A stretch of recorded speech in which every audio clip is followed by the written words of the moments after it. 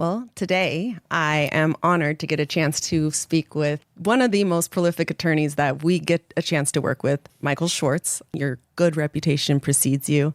And I'm really, really excited to just talk about what you do, how you do it, and, help you educate our members in terms of the area that you work in. So thank you so much for being here. Pleasure's mine, 100%. When anybody mentions the name in law enforcement circles, Michael Schwartz, you do, and I'm not trying to just make you blush or make you uncomfortable. Doing a good job. Okay. Yeah. Your work, your reputation, it's known. You work diligently, you work hard, you really put your heart into representing law enforcement. And I'm really curious, how that started. How did you get involved with us, with our profession? Everything's no coincidence in the world. So everything happens. The quick of it is, I started my career as a public defender. So 6 years in Ventura, 1 year in Riverside. And while in Riverside, they wanted to get out of SEIU. They asked me if I'd be on the newly formed board for a new association for the public defender's office. I said yes, because I'd been on the board in Ventura County for that. And in Ventura, I hired Steve Silver. We hired Steve Silver, the board, to do our work for us. Okay. So I reached out to Steve this time around and I said, I'm on the board and we want to form our own association. He did the work for us. And long short of it was, I got off the board about maybe 3 months or 4 months into it, because I was getting married, planning a wedding. And Steve called me and left me a message saying he didn't do a lot of work yet, but they didn't pay the bill. Can I look into it for him? And I left him a message apologizing, saying if I wasn't saving to pay for the wedding, I would just pay out of pocket. How much is it? I'll make sure you get it. That led to a couple phone calls, which led to him offering me a job. It wasn't just like that, but close to just like that, yeah. So your roots go back to labor. Correct. And you were a public defender. Right, so I was a public servant too, but public defender. And ironically, when I first got the job with Steve, one of his major clients amongst many, SEBA was one was Ventura County Sheriff, and they wouldn't allow me to have a case for the first year because they remembered all the pitches motions and things I did as a public defender, so they wouldn't let me take the case. And then he assured them, look, but the same zealous kind of representation that you felt, he'll do for you. Yeah. So kind of transitioned into it, and it worked out well. So let's talk about that, because that is something that always kind of strikes me. And before coming over to SEBA, just being in law enforcement, that is the first thing you think of when you think of a public defender. You think of them as the opposition, right? Right. Maybe not so much the enemy, but definitely the opposition. And, in a cop's mind, you always think, well, they're trying to get the guy or girl off that I think I have a righteous case against. Right. But let's talk about due process then, because now, like you just said, you zealously defend us. Right. So walk me through why that's important for you. I used to get asked the question a lot when I came out of law school about due process, about representing guilty people. And the answer you get from law school is, well, I'm defending the Constitution, which is true. I'm defending, the bedrock of our system, which is true. Mm-hmm. But once I started having a lot more experience, and to be blunt, especially once I started defending police officers, as a public defender, I was a senior felony attorney in Riverside for about a year before I left. So I got a lot of horrible cases. Yeah. People did horrible things. Yeah. And you get burned out. But when I started defending a lot of police officers, I have clients who are guilty 100%. I have clients who do the wrong thing 100%. But a lot of them, especially the high-profile big cases, God's been good to me, but they weren't guilty. And I said to them, defending a guilty person is easy. You just do your best. Yeah. The system's going to play itself out. Yeah. But sit next to somebody you think is innocent, that's the stress. And that's a whole different ballgame. So the due process assures us that we've seen it. Whatever political side of the fence you're on, we've seen it. And when the system and the government want to go after somebody, somehow they have money. They don't have money for a lot of things, but that they have money for. Yeah. And there needs to be somebody to stand up in the way, because they have to think out. We don't have a perfect system, but we've got one of the best in the world. Yeah. And that's because we have a system where they have to actually prove something as opposed to just an accusation. I like how you talk about, guilty versus innocent, which ultimately is the adjudication at the end, right? Either they are on the hook for it and the system has found them guilty, or they don't. They I don't want to say they get off because that's a bad, but the system has found that they're not guilty, Correct. right? Right. Explain to me in your head, and maybe this is me just trying to understand, like, how do you as the attorney bifurcate between the two? Like, how do you know which one is which? I've formed my own opinions many times over the years. I don't judge the person. I judge the act, so to speak, and I try to make the government have to prove that. And you can't really judge the person. I mean, if they did something really horrible, certain things you can judge, certain people. But for the most part, it's making the government prove it, because if we don't make the government prove a case beyond a reasonable doubt, even if it's an administrative case, if we don't make the department prove it by preponderance, then any accusation really becomes carved in stone. And anybody then is open to whether it's losing their job or losing their liberty based on an accusation. And we've seen enough times because of social media, people lose careers, lose everything over sometimes baseless accusations, but they get spread over social media, they get spread within the media. And at least within the system itself, it has to be done through the evidence. And that's you can separate the two of them out. As far as the actual person, you get to know your client. And a lot of times, if they haven't done something that was really horrible, they're a person. And you connect with them as a person too. And they have a family. They have a wife, they have a husband, they have kids, they have parents. And you connect with them that way. And they've got a life. Yeah. And it's about their life. So you make sure that if someone's going to accuse them of something, they better be right.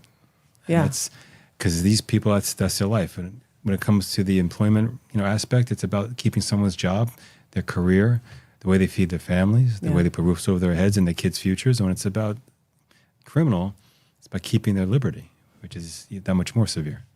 One thing I keyed in on was you were saying, if you're going to accuse somebody of something, you better be right. I think even going a step beyond that, you have to have done it right, right? You have to follow all the steps. You should have.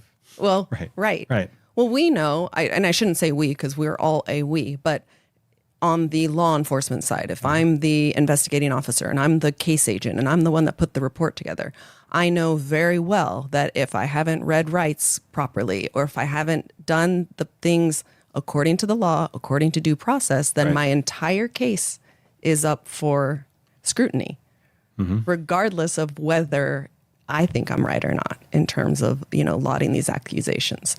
Well, if you flip it around, a lot of times you have to think, especially as an attorney, if God forbid, but if I was that person and I'm hiring you, wouldn't I want you to make sure you did a zealous job? Wouldn't I want to make sure that you preserve my rights, fought for my rights, make sure that I had to prove it, left no stone unturned if you could? I'd want to make sure of that too, right? So you have to do that for the other person. The one thing I notice more with law enforcement, I've said this over the years, it's become the new minority where if a law enforcement person is accused of something, most people in the media and social media and the greater world assume the worst before anything else is done. And they've become that kind of minority within our society. Whether it's law enforcement, whether it's people who serve, the men and women in the armed forces, it's become very acceptable within the media that if somebody puts on a uniform, they're less than human. So we hear about civilian deaths as opposed to who? We're all human beings. So it's a tragedy if a civilian gets killed, be it on the streets with any kind of a crime, be it, if it's some kind of a war or battle. But it's a tragic when the officer, the deputy, or the soldier gets killed too. They're all human. Right. So start differentiating, which came out of the Geneva Convention and came out of some beautiful platitudes, but what it's translated into is like, police officers. Well, I saw a great post. Somebody said police officers, they assume the risk when they put on the uniform and the badge. And the person said, why can't we say the same thing about a criminal? When they commit a crime, haven't they assumed the risk too? Yeah. So why are we so worried about their treatment and we're not worried about the officer's treatment, the deputy's treatment? They've assumed the risk, but they've assumed the risk to protect us. Yes. There's a huge difference between the two. Yes. And that should be at the forefront, not where they become less than human because now they have a uniform on, a badge on, so we count them as different than the quote-unquote the civilian. Yeah. And I think that's something that within the system itself has changed to where a police officer now, certain places, is behind the 8 ball if they get accused of something, as opposed to being assumed that maybe they did it right and it's false accusations, and now they're assumed they're guilty unless they can almost prove it themselves. We kind of started the conversation talking about due process and evidence and stuff, but I think we've seen enough cases where there's prosecution just because they want to prosecute. 100%. Politically motivated because it was trendy, right? People want to see our profession held accountable for whatever past acts or current acts, or I can't speak because I don't feel that way, right? I want people to be held accountable regardless in any profession. That's true, but not just to prove a point or not just to be vindictive about it. Right. How do you deal with that political pressure and motivation in terms of some of the cases that you see? I advise people as the best they can to ignore it as possible. If it kind of spills or filters its way into the actual case and how it's being tried, then it has to be addressed. But the problem is, even though certain conspiracies may be true, you can't really argue a conspiracy theory unless you can prove it. You lose your credibility. So you try to ignore it as much as possible. If you have to make any statements in the media, you do. I do try to downplay statements in the media because I'm speaking to a former reporter. Yes. But it's a losing battle because most of the time the media is going to go get the other side anyway. Yeah. And they may give the other side the last word. Whether they misquote you or not, they may decide that they'll take your quote and cut it down so it's accurate, but it's not everything you said. It's not the context you said it in. Yeah. And they'll take the second quote, which they think is a bit more sexy. It's a bit more provocative, and that'll be the quote people remember. So you don't really win a war in the media unless you have to put something out there. You win it in a courtroom. Yeah. There's rules of engagement. And one of the rules in the courtroom is at least as best you can, to push out the politics. It doesn't always work, depending on the case. And whenever a cop is involved, it's a political case. Whenever. Doesn't make a difference. It's funny that you mentioned, the media, because that is how, at least when I started at SEBA, I started working most closely with you because prior to being the executive director, I was doing the media stuff for SEBA. And it's ironic that you mentioned that you don't win the battle there, because one of the things I loved about you is because I could text you or call you and say, hey, I think we need to put something out. And you would work with me, where most lawyers are like, nope, it's pointless, kind of like what you said. And because I am a former reporter, I always feel like, yes, they are going to get the other side. And I agree with you that that's not where it's won. But for so many of the people who are going through these trials, whatever happens in the courtroom, of course, is going to be the final thing. And hopefully they keep their job or they keep their freedom. But the judgment out in the media does affect them. It can. You look at a lot of these super high profile national cases where it was adjudicated once, twice, in the court of law or where the evidence matters. And yet still people will say that this officer did the wrong thing or that this officer's guilty. And I guess there's only one side that really matters at the end of it, but it is just a shame that people want to assume the worst always. And it's shifted, like you said. Yes. When you were defending as a public defender, how long ago was that? How many years ago were we talking? From 93 to 2000. Was there the same kind of what we might see now as this protection of criminal rights in terms of that when you were from 93 to 2000 that we see now? No. Matter of fact, it wasn't the opposite per se, but I also worked in Ventura is a very conservative jurisdiction, very pro-law enforcement. And even Riverside is not necessarily pro-law enforcement per se, but they're kind of their own situation, because a lot of them are very anti-government. Yeah. So, and there's a lot of real working people there.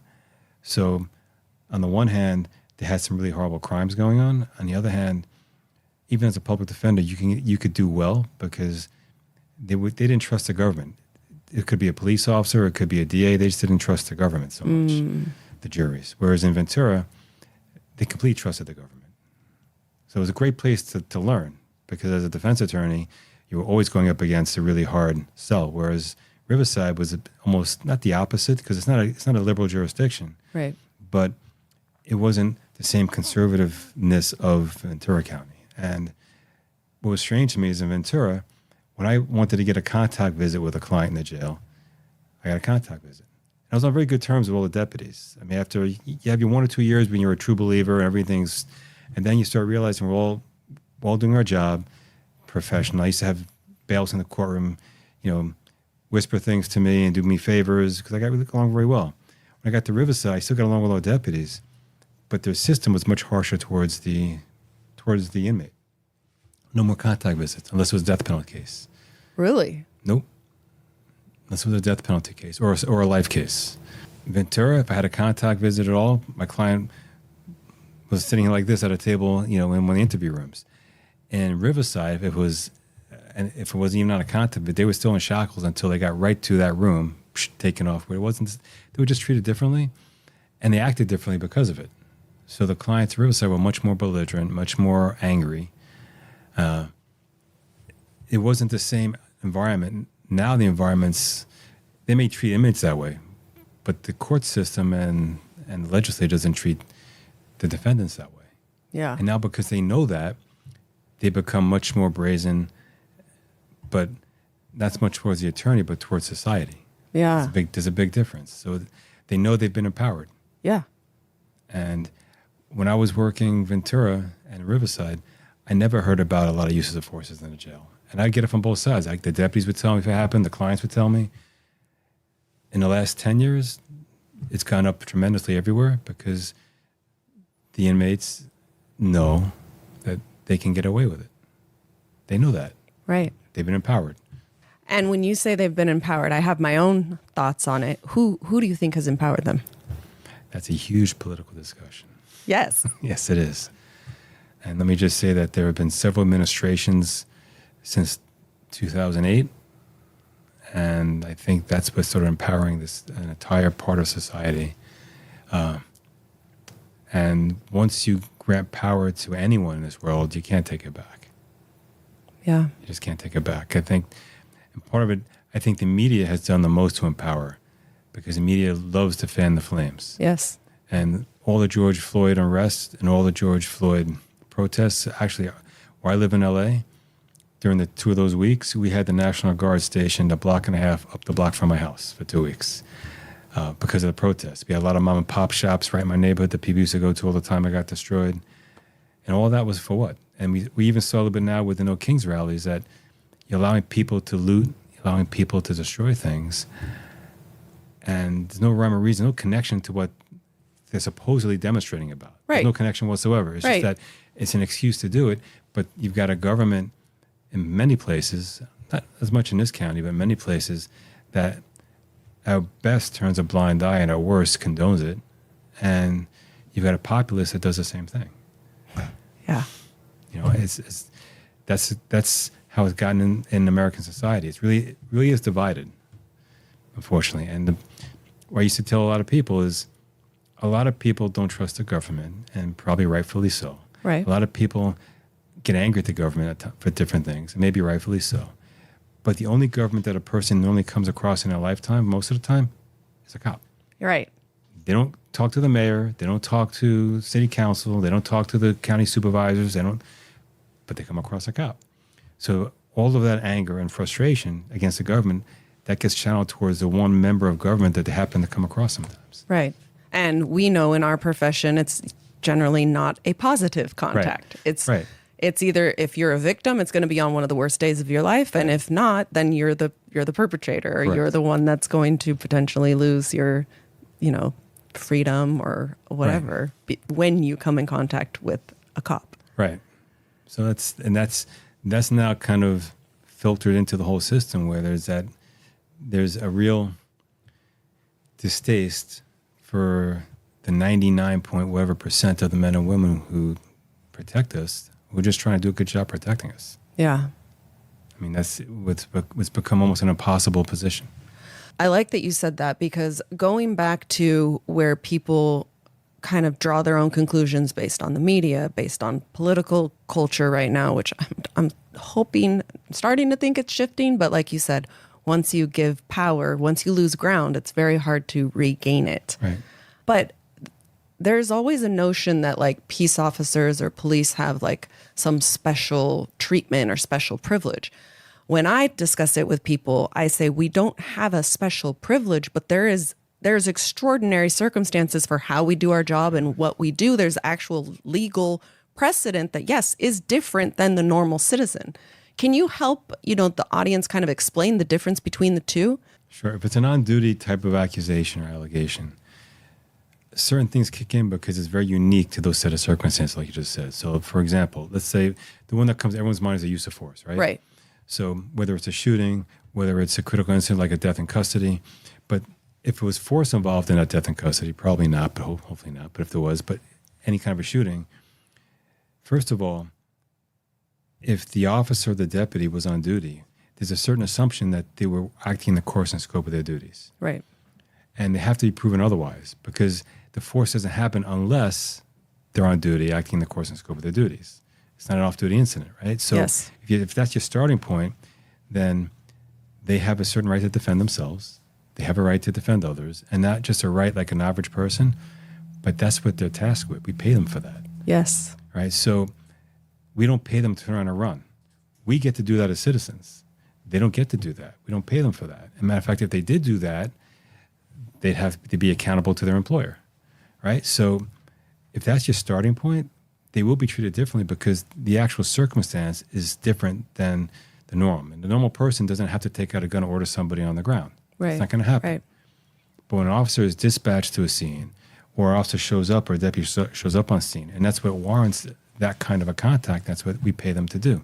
It's not much different than if you have somebody who embezzle money. There's a particular circumstance to that. They have to be working for an employer or somebody of trust. That person has to trust in, maybe a fiduciary duty involved. And that circumstance isn't the same as a guy who robs somebody at gunpoint at the cash machine. They're just different. So maybe they'll be treated harsher for the embezzlement. There's a breach of trust. But by the same point, you have to take into account all the circumstances that put them in that situation in the first place. The difference is with a police officer, we don't pay this guy to embezzle, right? We don't pay this guy to maybe may not do something, little shady with the books, but we do pay the deputy to show up and secure and control the situation. That we pay them for. And one of the big differences the public doesn't get. We don't pay them to use the same amount of force that's coming at them. We don't pay them to tie. They have to win. They don't have a choice in that. That's part of their job duty. And because if they don't win, then the person that they lost to can only hurt or, God forbid, kill them, but other people too. Right. So in controlling and securing, there has to be greater force than what they think is about to come at them or is coming at them in order to control and secure it. Yeah. The average person, if you get into something in the bar and you think, if I get the first shot in, I can walk away from this thing, you can walk away from it. Now, maybe you get arrested if they think you were the aggressor, but you can walk away. Right. But not a cop. If they get the first shot in, they have to go down on top of that person. They have to handcuff them. They have to search them, make sure no other weapons. You have to make sure no one else is around. It's their friend. That now they're vulnerable to somebody else in the crowd. It's a whole different set of circumstances. Right. You have to effect the arrest, take them into custody. It doesn't just, you don't just get to say, okay, you're not going to be hurt anymore. There's more. So I tell clients there are two words that should always go together. You never say one without the other whenever you talk. Control and secure. Mm-hmm. Because they go hand in hand. Somebody's not secured unless they're under control. And they're not controlled unless they're secured. So you have to always have those two words at the tip of your tongue because that's what an officer is tasked with. The other one is stop the threat. That's the other phrase. And once a threat is stopped, they still have to control and secure that threat. Right. And the average person doesn't. And the average person doesn't understand that. Yes. That's the difference. And the average person doesn't understand that the officer, the deputy, is a human being. There's a certain shock value if the person's in uniform, they're giving lawful commands. They have, whether the gun's out or they have a gun on their Sam Brown, and this person's not listening to them. Because a normal person would listen. Yes. So if they're not listening, I have to, as the officer, as a deputy, I've got to be afraid, like, why aren't they listening? Do they have a weapon themselves? Are they nuts? Are they going to do something to me I don't know about? Are they already planning something? When they look at me, are they citing me to get a good, sight picture for themselves? That's what I'm thinking, because a normal person, they cooperate. Right. They can be a little bit belligerent, unfortunately, but they cooperate. They're nervous. This guy's not nervous. That's the part that gets me about the emboldened factor, right? It's now, or at least for the last 5 years, you do get a lot more people that just want to resist. And I don't even mean physically, but they want to throw attitude. Mm-hmm. I understand. I think everybody should know their rights. And I think obviously officers should always act well within the law and their rights to do certain things. The problem is with so much misinformation and so much bad advice people are giving. They're telling people, you don't have to give your name. You don't have to do this. That's absolutely not true. So when the entire, the last 5 years have been really more around uses of force, right? And what kind of force an officer uses. And the unfortunate consequence of that has been, I guess they're doing it for their own reasons they believe are righteous or whatever. The advice they're giving is actually creating a bigger problem. Yes. Because now you're getting people who think they don't have to do certain things because they've been misinformed, when if they just comply, if there was something done by the officer or something done improperly, there's always recourse to go back and handle it at a different time. Right. But in that moment, it's not the right time to pick a fight. Right. Literally. Because we are trained to, we have to win that fight, like you just said. And also, I mean, you're dealing with another person, and they don't know who you are. My son even asked me one time recently, he said, if a cop stops me like for driving speeding, do I have to tell my name? Do I have to talk to him? I said, look, the reality is you don't have to talk to them, but when he arrests you, because you have no idea who he's dealing with, and because you're not responding to him, and it's a form of a 148, don't call me. I was joking with him. I said, the proper form is you give him your name, give him all your information, give him your driver's license, all the the insurance, right? Because they need to know who they're dealing with for their safety. That's all it is. And the law says you have to cooperate with the investigation. That's your obligation under the law. So, in that vein, giving them your name, giving them the information, that's cooperating. Because if they stop you, they're investigating a crime. Even an infraction is a crime. Right. So if you do that, 99.9 times out of 100, it's going to be nothing. I mean, there are millions upon millions of contacts every day in this country. I think the statistic from like 2020 or 2021, there were about 1,000 officer-involved shootings. Maybe it's gone up out of millions of contacts. And that stayed pretty, because I know the Washington Post started tracking them back in like 2014 because there wasn't really a national system to track them. And they've always hovered right around 1,000. Right. Nationally. For the millions upon millions of contacts. Millions of contacts. Right. So what 90-something% of them have in common is there was non-compliance. Yes. Right? And even out of those 1,000, and to be clear, the 1,000 are uses of force that result in death. Correct. Even large percentage of those are, we say righteous, but that was lawfully the proper course. It was to stop the threat, to save the victim. There was a weapon involved, there was violence involved, and that is like, I think it's lost on the regular public and again, the media. And I'm a journalism major. That's the crazy part. It drives me insane. But yeah, you focus on these very few. The percentage of the contacts is so minuscule. It's lower than doctors, percentages in terms of malpractice and mistakes that are made.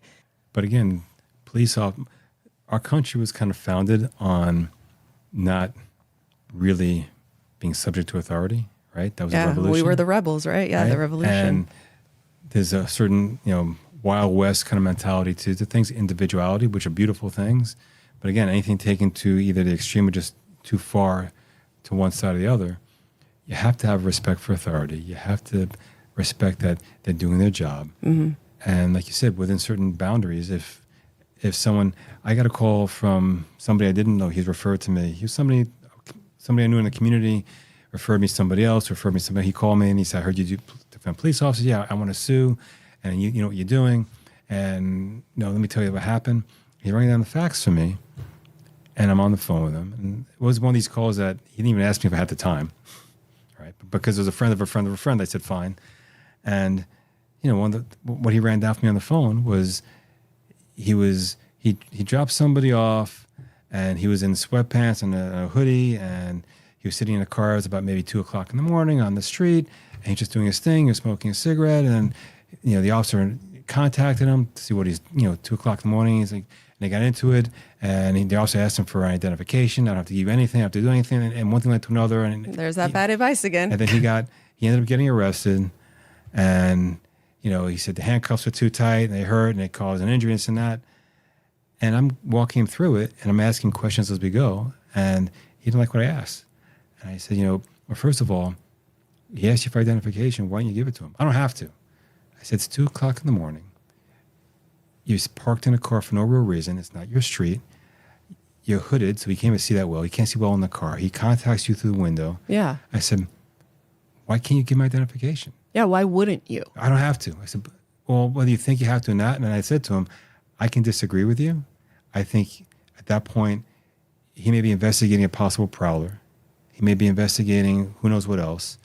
I said, I think you're obligated to at least let him know what he's dealing with. Right. I said, and if you want to sue him, I don't think most juries are going to be so happy with just giving him this big attitude when you're sitting there at 2:00 in the morning on a street.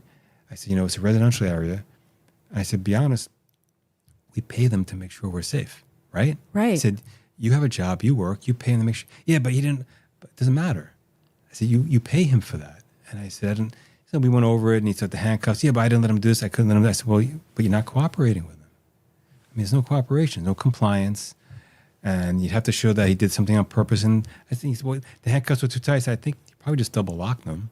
That's all he did, right? I mean, I think there are explanations for all of this if you know about the protocols. But like you said, somebody who thinks, I know my rights. Mm-hmm. It's like, you may know your rights, but you may not be aware of your obligations. Oh, that's a good point. And that's a big difference in our society. You can stand on your rights all you want, but as a productive, law-abiding member of society, you have certain obligations in society too. Yeah. And that's one of them, to cooperate when there's a lawful investigation going on. Look, you had mentioned your kid, or the advice you gave, right? And so now I have 2 teenagers who are learning to drive and driving, and then I have my oldest son. So we've had these conversations, and are there cops that don't do the right thing? Right. Yes. Very small percentage, which we've already talked about. But the advice I give to my kids is just comply. Mm-hmm. That's it. Even if you guys are smart because both your parents are cops and you know that they don't have the right to search your trunk or whatever, just do it. Mm-hmm. Because if they do it outside of the law and outside of it'll go away anyways, right? Not that my kids are carrying like drugs or anything in their trunk, but you just comply. Mm-hmm. And then because we are working, and we as law enforcement, we are in uniform, we are working within the system, we are held to a higher standard.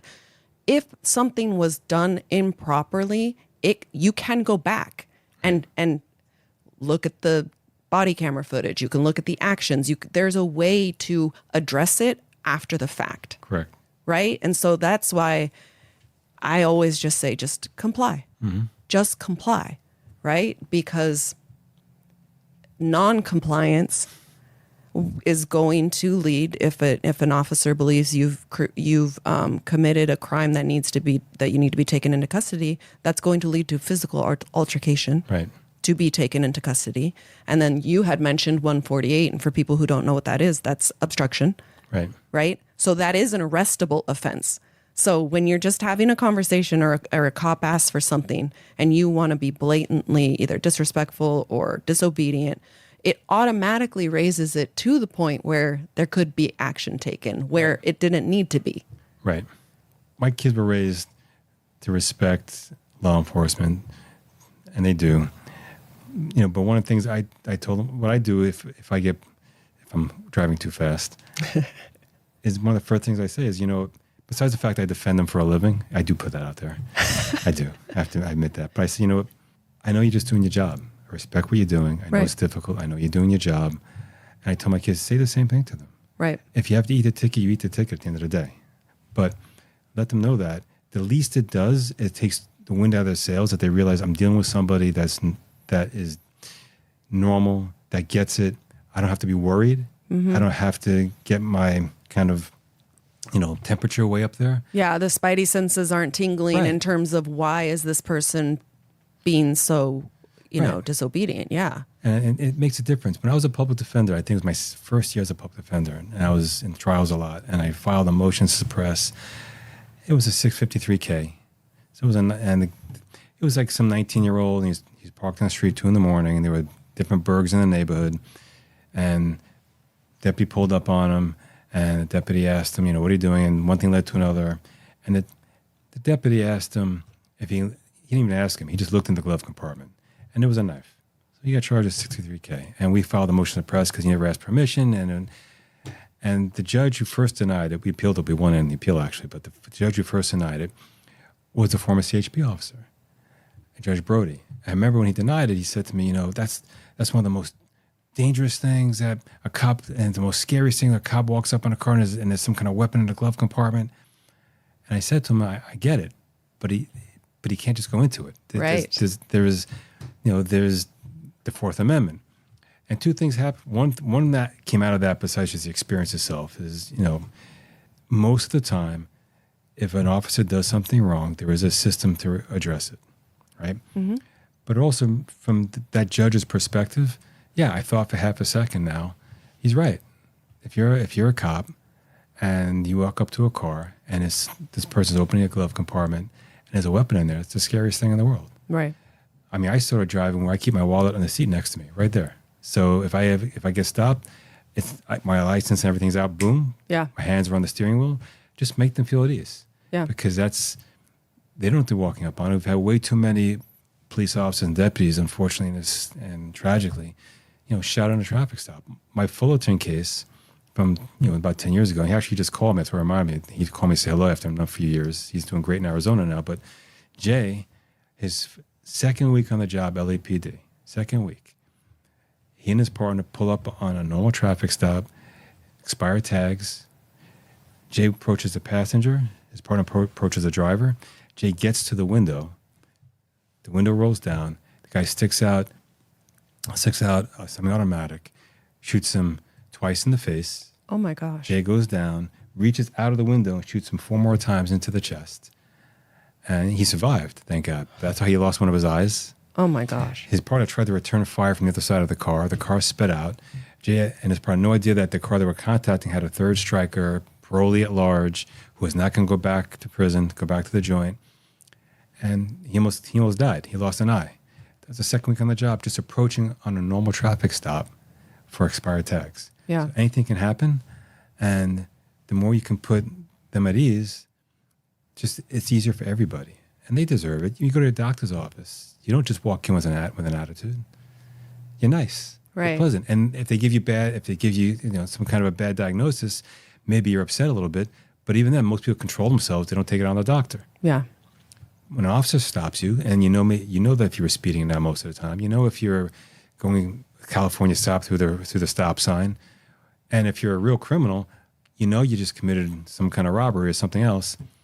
The officer also knows that you know. Yeah. Right? So yes. why shouldn't they expect you to be professional to them too? Yeah. Right? Yeah. I mean, that's the same with anybody else in society. I've had those conversations where, whether it be family or friends or people that are outside of law enforcement and, close to me in my life, where they'll say, well, do you guys are so vigilant and you treat everything like it could be potentially the worst. And I'm like, okay, do you work at a job where you could potentially be killed for doing your job? Because if you did, you'd probably understand why that's absolutely necessary. Mm-hmm. Because people have families they want to go home to. And God forbid, it's the day that you're complacent or the day that you don't, think of the worst. It's always prepare for the worst and hope for the best. And I get it. I understand from an outside viewpoint. It's like, oh, come on, that the times that it happens are X percentage of overall contacts, right? Kind of the opposite of what we were saying about, the percentages of uses of force that happen. Right. The same argument is kind of made on the other side where it's like, oh, it only happens in X percentage of times. And not that one life is more important than the other, because that's not what I'm saying. The point is that, like you eloquently pointed out, these times where the officer has to make that contact or the officer tragically was killed, they didn't have the choice to walk away. It is part of the job. And so because it is part of the job and you make those hundreds of contacts in a month, in a week, you have to treat everyone like it could be the worst. And I think people just don't get that. You have to at least prepare. Prepare yourself. Prepare for it. And that's when we have, in the criminal aspect, when we have an officer that we go to trial for, that's what we try to educate the jury on. Because most juries, and they're not going to get it because they don't live that life. Right. So we have to educate them on that. And like I said, when a person puts on a uniform, they don't stop being a human being, which also means all the same emotions. So there's a shock value when the person is not complying. There's a fear when the person is not complying. There is a frustration when the person is not complying. And they try to label that as only what's coming out. And maybe the officer is using profanity right now because of noncompliance. Right. And we can say, well, you shouldn't curse that way, but you're a human being. Mm-hmm. And this person's not getting it. And you're allowed to be afraid. Matter of fact, it's normal to be afraid. And when I defend officers in shootings, one of the things I tell them is when you go over your story, there's 3 parts you have to go in. Each part of what happened has a scene. Each scene has 3 parts. First part is what you saw, what you heard, and what you felt physically, sensory perception. Second part is how that make you feel. Third part is what you did. And the second part, they always leave out. It's the hardest part because they don't want to admit there's feelings there. Exactly. But I said to him, you are a victim of a 245, of a 242, of a 240, of an attempted murder. You're a victim. And when the victim's in court, they always get asked the question, how'd that make you feel? Right. You have to put how you felt because the reason you end up, whether it's shooting, whether it's any other use of force, it could be anything else it could be pepper spray, it could be a taser, it could be a baton. You have to be in fear of something. Mm-hmm. Whether it's yourself, your partner, some other person, but you have to be in fear of something. So you have to say it. You can't just pretend. You can't just expect us to get it. You can't be, it goes from what you saw, what you heard to, so I deployed my weapon or I fired my firearm 6 shots. Why? Mm-hmm. It's not a given. And it can't be, I'm fear for my safety and the safety of my partner. Yeah, that. He was going to kill me. He was going to kill my partner. He was going to kill his sister. So that's what has to come out of your mouth because that's how you felt. And you are a victim or you're defending somebody else who's a victim. So be a person. You're allowed to be a person. We're not at the point where you have RoboCop yet, right? Right. And that's what we educate juries on. So we have a starting point that the circumstances are unique. We have to educate those jurors about that unique set of circumstances, including how they're trained and including not the policy we try to keep out that only work, but how officers are trained, but how they're thinking. Yes. And then walking into that circumstance, they're still human. Yes. And they're allowed to react like a human being, which includes fear, which includes an expectation to go home at night. And I think even on top of that, because I definitely agree, and there's been a lot of work to, quote unquote, humanize the badge, which I'm not a fan of the cliche, but to remind people that the people that put on uniforms are human. They go to church in their community. They coach Little League, they tuck their kids in at night. They, get gas, all that stuff. Same as another person. So not to contradict that, but then there's on top of that, there is the training. So, for example, if I'm out with a group of my girlfriends, they have never had to work in law enforcement. My head's always on a swivel. I notice everything. Right. That's just the way I was trained. And I'll say something and they'll make a joke like, oh my gosh, Lo, you're the only one that would see that. Or like, I would never know. But that's also very true also. So, I know in our profession, it's that second part where you talk about the feelings.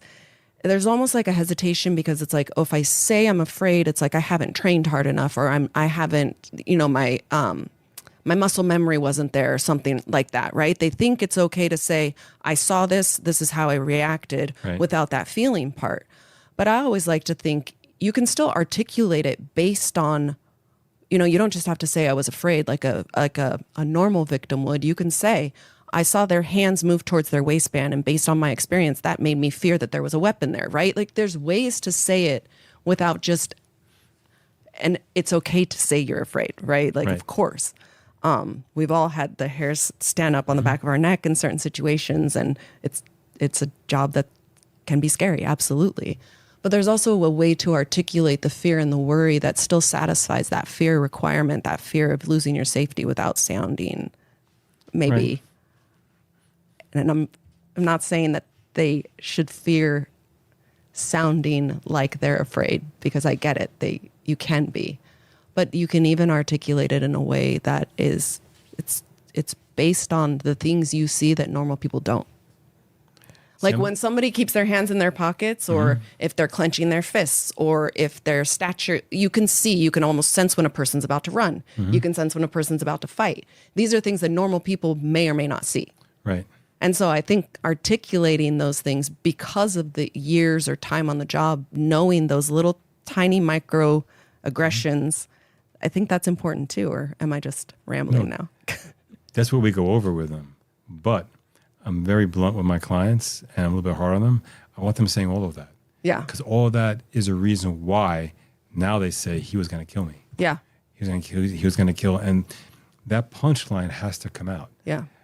Because the audience they're now talking to, if it's a voluntary statement per se, then they're talking not just to two detectives or a couple sergeants from homicide, which, to be blunt, most of the time are friendlies, right? But they don't make a decision. They take the statement, they wrap it up with the rest of the investigation, then it goes to a few different sets of eyes. And your department happens to be a better one as far as really backing up their officers or deputies unless they think they did something really wrong. And we won't go into that. There are maybe individuals, stories here and there that are different. But whether the department is pro-deputy or not, it's not just their set of eyes and ears. Yeah. Any kind of now shooting specifically with a new mandate, it's not so new anymore, but any kind of use of force is going to go to a DA's office. It's going to go possibly to an FBI regional office, DOJ, U.S. Attorney's Office. It may go to the state DOJ. It may go to the state Attorney General's office. So you've got a whole new batch of eyes and ears who may not be friendlies. Right. And it has to be said to convince them. And a lot of them don't have the experience they think they have, who are listening or they're watching. So the example, I tell a lot of my clients, the feds don't do street policing. They don't. Yeah. So they don't know it. They think they do because every so often they file a case or they do the investigation, but they don't do it. FBI agents, ATF agents, they don't do street policing. Right. When they have a suspect, it's because they have a suspect. And they gather a team, and they've got a takedown team. And they've researched it forever. Yes. And they all go in, and they've got their jackets on that say FBI or ATF, whatever. Their 5'11" pants. And no. Right. I'm not disparaging them. Yes. God, as far as they're law enforcement, but they don't do street policing. They don't understand contacting like a pet check, and it can blow up in your face literally in 2 seconds. They don't get that. They don't get, if this person's 5150, okay, but I'm at mental health. I'm law enforcement. So you're tasking me with acting like a mental health worker, like a social worker, when I'm a cop. So I show up to control and secure how I'm trained. If you don't want me doing it my way, then call mental health. I used to tell my clients, I used to tell your command staff at times, I understand what you have to do, but maybe you want to get something out there that says if you've got somebody who's 5150, let's say that the stereotypical, the parents call up and they can't control their son, and you've been out there a number of times, and now they're afraid of him. Well, if you go out there and one thing leads to another, and you have to shoot their son, now they sue you. Now you get as opposed to, if you don't want me acting like a cop, call them mental health. Yeah. Let them go first. At the crisis team. Well, they won't go until it's secured. Well, now you know the problem, right? Now you understand the catch-22 we're in. Exactly. Right? And there was a case that just happened recently. I can't remember where it was at, but just recently, in the last several weeks, I heard about where it's a tragedy. The parents had to call in about their son, but what happened is the son came home and he was mentally disabled, and he started attacking the parents, and the father shot his own son dead in defense of him and his wife. Yeah. I mean, but you're asking, a lot of times we're tasking, because you're the first line of government we see, we're tasking the deputies and the officers to wear every hat. Right. And you're not trained for that, and you're not really under the law tasked with that. You shouldn't be. No, I agree, especially on the mental health calls. I mean, if I had a magic wand, things would be much different. Right. But that is one of the hardest things, because there's both sides. A lot of law enforcement has started to back off of those and said, if there's no injury or loss of life, like if they're just ripping apart the house or property damage or whatever, like a lot of law enforcement won't respond anymore because people have pointed out that property can always be replaced and a life can't. Right. And so, yeah, if you call law enforcement to step in, there's going to be an action taken that doesn't, you can't guarantee that there's not going to be force used. Well, that's what you're trained to do. You can almost guarantee there will be forced use because especially in that situation, if it's a parent, a family, a loved one, they're calling because they can't control the circumstance. Right. So what are we going to do that they can't do? Usually use force. That's the force part of law enforcement. And also there's this now, I've got a case up in Oakland that may go to trial in August, but now there's an expectation that every situation can somehow be de-escalated into a verbal compliance. And it's to say it's completely unrealistic is an understatement. Yeah. But that's the expectation. But if it could be, then shouldn't the family member or the whoever called be able to do that then? Why is it just our expectation? Well, this is even worse. This was a GTA. This is a 10.851 up in Northern California. So this is just in case people don't know, GTA is stolen car. Right. 10.851 is also the vehicle code for that. And this guy got verbal commands, and he wasn't going with the program. And at the end of the day, he did steal the car, but they used less than lethal force on him, and the U.S. attorney filed charges on a less than lethal. I mean, because they didn't like the department itself up there, and I think that was part of the fallout. And they believe in it. I mean, they believe in their case, even though. And part of the thing that a lot of deputies and officers don't understand, officers, that once, whether it's a DA's office, an AG's office, U.S. attorney, once they file charges, we can talk about the facts, and you can say, well, that's ridiculous. But to a jury who doesn't know anything that you know, hasn't been trained, hasn't had the experience, it legitimizes the accusation. Absolutely. So in their minds, there must be something here if it's a federal case. Like, the old saying, well, don't make a federal case out of it, but they do. Right. And if they do, then the common juror thinks there must be something here because they wouldn't go through all this if this person did something really wrong. So you're always starting from having to first deprogram jurors in society and then educate them. And it's almost every case is like that. They have a certain misconception, preconception that's just most of the time completely wrong, but it's there. Well, look, most people do not understand this job. Mm-hmm. I mean, and we say it all the time, and I'm sure, my friends or family that aren't, they're like, yeah, roll your eyes. Yeah, you guys are special. But it really is one of those things. You cannot understand it. You cannot understand it unless you've done it. You just can't. Right. Just the type of personality that it takes to go into it, then the actual job that it takes, the fact that you don't get to pick and choose which calls you go to. Right. There is no like, oh, you know what? Actually, no, I'm just not going to show up to that. You have to go. I've had clients do that and it didn't go well for them. Right. Right. That's the other catch-22, right? Yeah. You can't just say, oh, this looks like this could get ugly, so I'm not going to respond. Because then if you don't go and do what the public has asked you to do to help them in whatever requests they've made in terms of that 911 call, then you're also on the line administratively through work and possibly worse, An example of a story. This goes back at least 10 or even 15 years. And I won't name the parties, obviously, but I had a client, and the client went to a Christmas party for where that client was stationed at with their fiance, had some drinks, 4 a.m, going home, stopped at, I forget which drive-thru. It may have been in like a Taco Bell or something like that in Adelanto. Okay. And they get into a back and forth with the car behind them verbally. And then that leads to both sides getting out of the car. And this client tells the other car, to back off, I'm an off-duty deputy. Mm-hmm. And once that person says that, now the fight's on, and they attack the off-duty deputy. And there's a small brawl. It's partly on video. And the cavalry comes and gets called and do a whole investigation. And we had that person's board of chiefs. And one of the chiefs sat across from us at the board of chiefs. We went over the whole thing. And the chief looked at my client, and he said, I know you haven't worked patrol. I know you've only worked custody. He said, I understand. He said, but you're in Adelanto at 4 a.m. why would you tell anybody you're a cop? Wow. And think about that statement. Mm-hmm. We would think they thought if I say I'm an off-duty deputy, they'll back off because they'll be no. Yeah, like that led should them to be more brazen. That led them to be more challenging, and he expected that. The chief, you see, look, the deputy chief said, "Why would you ever tell somebody that in Adelanto?" And that was about 10 or 15 years ago, and it's gotten worse since then. Yeah. So that's what deputies, that's what officers are dealing with, and even this one up in it's up in Oakland area, but it's not Oakland itself, but he knew he stole the car. Yeah. It was a stolen car. Yeah. And he stole it. And he's not complying with any other, and he's being held at gunpoint by 5 cops. And he's like, why are you doing this?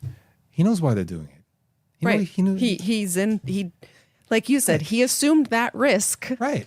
And from his actions. Right. And he's not complying with them. And they used one less than lethal on him. And now that officer's looking at 10 years plus an enhancement if he's convicted.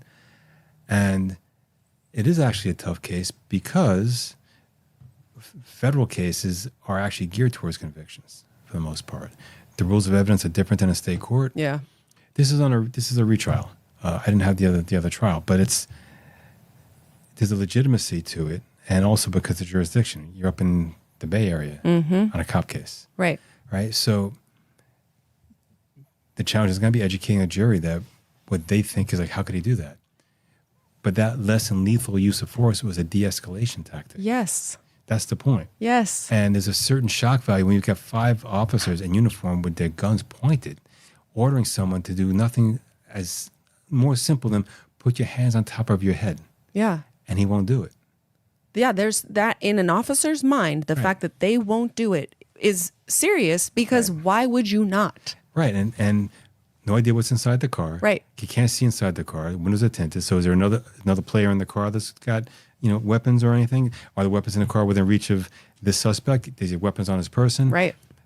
The backdrop is a quickie mart. They can't just open fire on somebody. So they're at a disadvantage because even though they have their guns drawn, they can't just all of a sudden fire if he makes a move because they can hit somebody. But he can do it. He has a mind. And he knows that he stole the car.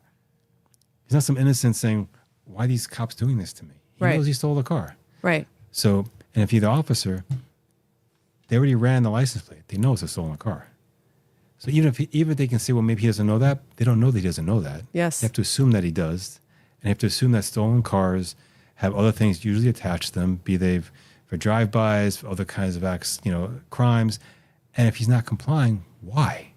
Yes. Like I said, a normal person says, right, yeah. I mean, the joke I say when I, sometimes I go back at IAs and things like that, and they say, go ahead.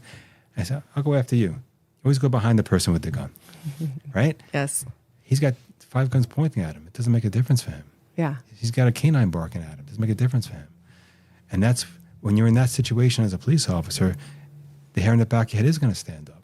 Of course. And you're going to get afraid. And you're going to say, well, I've got a right to go home to my family too. And my partners have a right to go home to their families. And the average Joe Schmo over here who happens to walk into my scene, I want to protect him too. Mm-hmm. Right? Mm-hmm. And the only way I can do all of that effectively is get him controlled and secured as soon as possible.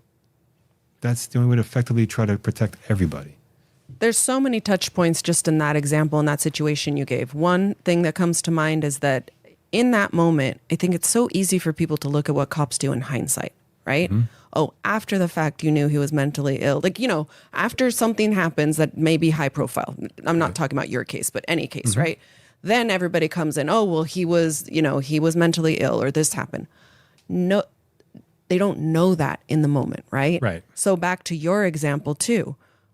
They haven't run a name. Maybe they've run the car. They know the license plate. They know it's stolen. Right. They don't know if this guy's looking at life if he goes back into custody, right? Mm-hmm.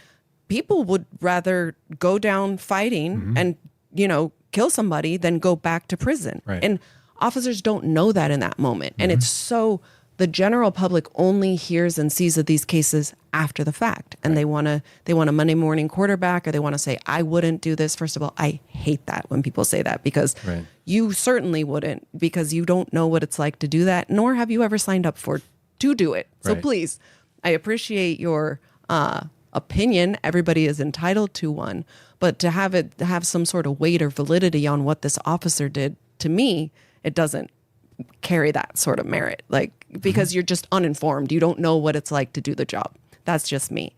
So it's the danger factor. But then the other touch point in that too is that you see in law enforcement, you mentioned, the officer having a right to go home to their family. And then there's maybe the smallest one, which is the victim, the owner of the car. Okay, sure. Not there in the scene, not necessarily, affected by that moment. But I think the way that California has gone recently is they are forgetting how much of an intrusion, how much of a feeling it is for the victim to come home and have their car stolen, have their house burglarized and ransacked through. Oh yeah, you're still whole, and yes, those are only things in the eyes of, I guess, objectivity. But that sense that somebody has gone through your things or taken something that's not theirs or that's yours, that's a violating feeling. 100%. And in a civilized society, we have laws. And in a civilized society, people have to obey the laws. And if they don't, there are consequences. And some of those consequences can be lessened or mitigated the more they comply with lawful orders if they didn't obey the law or if they're accused of not obeying the law. And yeah, we all know Graham versus Connor. We all know the language. It's beautiful. It's beautiful. There's no real way of judging a case except in hindsight because you weren't there. You weren't in the officer's shoes. Right. You know what that deputy was feeling, unfortunately. But that's part of educating the public too. My mom, may she rest in peace, asked me one time, why can't he just shoot him in the foot? That's the always, just shoot him in the leg. And I said, first of all, I know cops train all the time. They're not all good shots. And they get trained to shoot center mass because they're not all good shots. And then you only get one shot. You have no idea. If you get one shot and this situation deserves lethal force, then you shoot to kill, because if you miss, then you could be dead. So I said, that's what they're trained on. I said, 48 hours notwithstanding, and Nick Nolte's great shot at the bad guy at the end with holding it with one hand, boom, and he shoots a gun out of the guy's hand. I said, that's not reality. Not even close to reality. Reality is, if I'm in a situation that I think either my life or someone else's life or great bodily injury may occur imminently, I'm not taking a risk. Well, that's what I always say. Yeah, and President Biden said it, just shoot him in the leg. Right. The thing I try to tell, anybody that asks is, why can't you shoot him in the leg? Is if your gun is out, that is a lethal force encounter, and the leg thing or somehow less lethal has been exhausted already. Yeah. There is no less lethal portion of having your gun out. It is at that point it is a lethal option. Right. All of the less lethal has been exhausted. We've got, unfortunately, because of the way things are now in society, we have an armed security for the entire neighborhood. They actually train with LAPD. Wow. And they do the training with LAPD trainers and whatnot, and they work hand in hand with them to a certain degree. Because the guys at LAPD, they like this security company that we have now because they train with them, but also there's not enough cops on the street. They just realize that. So they just realize that. And I do as a service every 3 months, a new group of trainees. I do some of the legal training for them as a service, the legalities of self-defense and defense of others and use of force. And I get questions sometimes, like if I have to have a gun out and I'm waiting for the police to get there, I'm holding somebody. If that person does A, B, and C, what should I try to shoot him in the leg? And I look at him, I said, if you need to have your gun out, that means this person is presenting to you a threat that could lead to death or great bodily injury. If you feel the need to actually fire your firearm, you're shooting center mass to kill. You may not get a second chance. Right. So that's lethal force. Like you just said, if it's an encounter that necessitates even the threat of lethal force, then if the suspect does something to make good on that threat, you shoot to kill because you don't get a second chance at these things. And I said, it's tragic, but you're choosing between tragedies in a lot of ways. Mm-hmm. And for a police officer, it's the same thing. If you have to have your gun out because this is a potentially lethal encounter, if that suspect does something to actualize that threat, no longer potential anymore, you're shooting how you were trained. Because if you don't, not only will you be responsible for, God forbid, that officer's own safety, but the people around you too. Yeah. So that's how it has to work. I remember dating myself way back, but the Ivy Webb case. And Ivy gave a 2.5 hour voluntary. And in the middle of it, when he got to the point, he said, and he was in tears. And this is a guy that was a football star in Iowa that was 6'2" or 6'3" and like 280 pounds. And he started crying. He said, I'm big. I got a badge. I got a gun pointing at this guy's head. And he's not listening to me. And I thought, I'm not going to see my wife again. I'm not going to see my kids again. I'm not going to see my parents again. In that moment when the guy made the hand movement that we all saw, and you better listen to me. And in that moment, if that's what he's exhibiting, you have a right to see your wife, your kids, and everything else again. And that if you don't shoot for the hand, you miss the hand, you're dead. Well, the training is center mass, shoot to stop the threat, right? We don't. I know you said shoot to kill. We don't train to shoot to kill, but to stop the threat. Stop the threat. And yes, and anything where there is if the firearm is out, it's it's raised to lethal, right? It's not, if you're never going to have in your mind, and I don't know how many more times I need to hear people say, like, shoot him in the leg. If at any point in time, it's an option that it's not life-threatening, then the gun goes away. Yes. And you transition to something else. Something else. There is no shooting in the leg. There's no shooting in the leg. No, it's just, I just don't know how many more times, I guess people don't listen, but yeah, I don't know how many more times I'm going to hear that, where a gun is not the weapon to do less lethal. Lieutenant Colonel Dave Grossman has some great books, and two of the earliest ones dating back a number of years, On Killing and On Combat. And On Killing, it opened my eyes a bit. Usually people were trained for years. There were two reactions to any lethal force encounter or any real serious encounter of that nature: fight or flight. Yeah. He said, no, there's four. There's fight or flight. Those are the two opposite ends of the spectrum. Mm-hmm. So there's also posturing, and there's also, we call deer in the headlights or freezing. Mm. And he said, if you look at these, and he's talking about combat in a war zone, but he was relating it back to police officers on the street, both those books. And he said, a lot of encounters for police officers, deputies, they'll start with the posturing. That's all the things you were talking about earlier, about what about the movements a person's making and the way the person's not complying, and their voice, the inflection of their voice. A lot of clients, I tell them, what did their face look like? What their eyes look like? What kind of facial expressions were they making? Where were they looking? Where were they? 1,000-mile stare. Yes. That kind of thing. That's all posturing. Now, even the person not realizing they're posturing. And a lot of times in real life, people posture all the time to try to get the advantage of the other one. It won't lead to any kind of a force, right? But in this situation, they're posturing towards somebody who's got a legal right to be there, who's got a legal right to give the orders they're giving. They're armed, and they're still posturing. So one of his points was that more likely than not, if there's not compliance to a certain, pretty early on, will lead to one of the other three, which could be fight, flight, or freeze. He says the problem with the flight, if the person can get away, great, but police officers and deputies, they're not supposed to flee.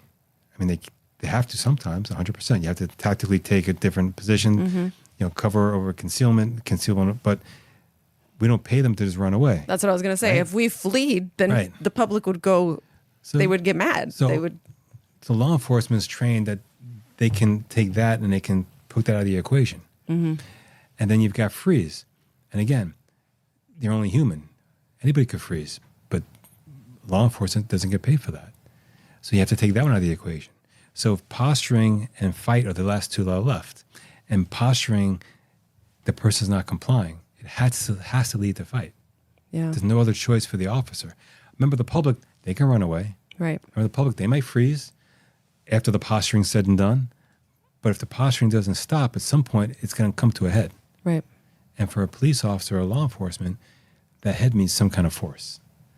There's no other way around that. That was part of the point he made in those books, and that's part of how we try to educate people. I think a lot of people don't understand, if there's a reason that a cop is called to a scene, then there, other than the petty stuff and not traffic accidents, right. But if there's a reason, let's say it's the domestic violence, we don't just get to go, looks good, we're going to leave. No. Can you guys just get along? Yeah. Hey, looks like you guys are good now, or, they'll be like, oh, never mind, maybe, or whatever. But if there is an accusation of a crime, there is a duty to ensure that the crime either has or hasn't happened, and then the steps are taken to, ensure justice. Right. So when people want to just freeze and pause and time out right in the middle of that, I think that's probably one of the biggest things where the general public doesn't understand that that's not an option. Right. This has been set into motion, and there are very 99.4% of the time, there's a way to do it without anybody getting hurt. And that's the way that cops want it to go, right? Mm-hmm. But if the suspect or the subject chooses to take the other path, there is no timeout. I'm just going to walk away. Right. It's in motion, and they just switch the tracks to which way it's going to go now. Right. But it doesn't mean you get to stop. Right. And they're the ones who set the course. Yes. As a suspect. Yes. So that's a very big misunderstanding that the public has. Yeah. And what's also done, unfortunately, is it has tied the hands or cuffed the hands of a lot of administrations. Because even if they want to be very supportive of their deputies or officers, they have to now answer to the public. Yeah. And they have to answer sometimes even per se, if it's a consent decree, they have to answer to some civilian body. You all have the PLO. And they have to answer to, again, people who aren't trained in it. Many times have their own political agendas about the entire issue. And that ties their hands from being as supportive, even when emotionally they are, inside they are, but outside we have to make sure that it looks good to a set of eyes and ears that don't get it and don't want to really get it. Yeah. That's the other half of the coin. And that's a problem too. It makes it more difficult than it's ever been before. And I think we see as a society how we're suffering for it. Yeah.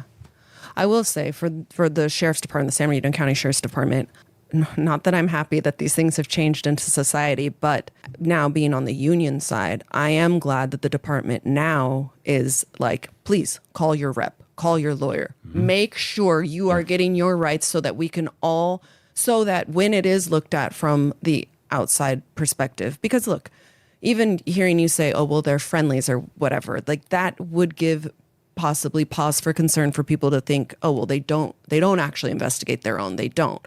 I do like the fact that the department has said, hey, call your attorney, call your rep, get your side of the house done. We're going to do our part, and then we're going to investigate it, and everything's going to land where it needs to land. Right. And notwithstanding, you're right. These are still our people, right? These are still people on our department. So yes, emotionally, they don't want these things to be true. But I do think that they can do investigations, and well, we've seen it because you defend them. Yes. They do investigations where it's not